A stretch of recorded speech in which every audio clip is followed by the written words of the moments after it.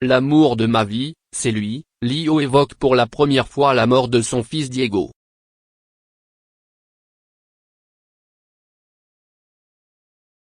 Six mois après la mort de son fils Diego à l'âge de 21 ans, la chanteuse sort de son silence dans l'émission Quotidien et lui rend hommage dans son nouvel album L'amour de ma vie.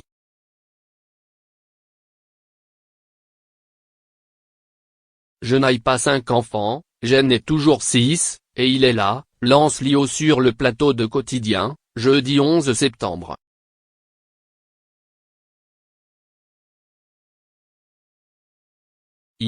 Si est Diego, son fils de 21 ans, disparu dans des circonstances troublantes en mars 2025, son corps avait été retrouvé dans un aéroport de Roissy.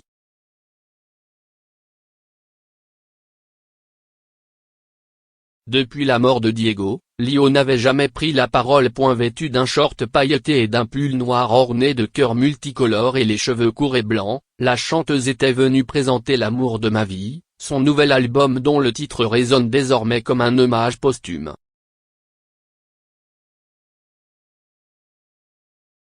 L'amour de ma vie, si est lui, a-t-elle confié, la voix tremblante.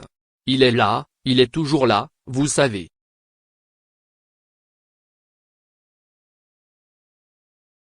Je sais qu'il rigole sur beaucoup de choses, sur cet album il est partout car j'ai beaucoup échangé avec lui, je connais ses chansons préférées.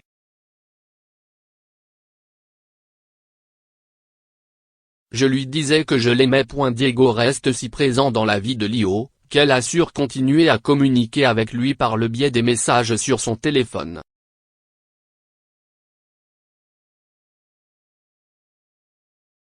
Je retrouve des souvenirs, des trucs entre nous. Récemment, après qu'il est mort, je lui ai écrit sur son WhatsApp.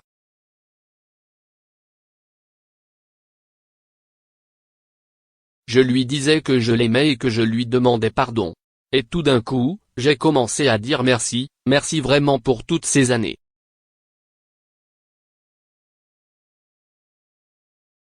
C'était des merveilleuses années.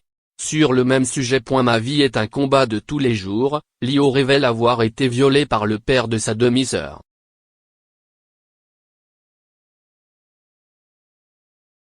Cette apparition à Quotidien marque le retour progressif de l'interprète de Banana Split et les brunes ne comptent pas pour des prunes sur la scène médiatique.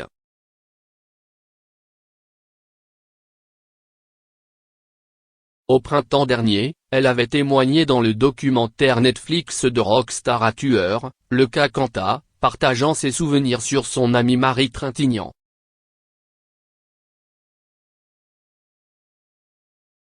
La chanteuse aura aussi droit à un documentaire intitulé Lio, diffusé en octobre sur France 2.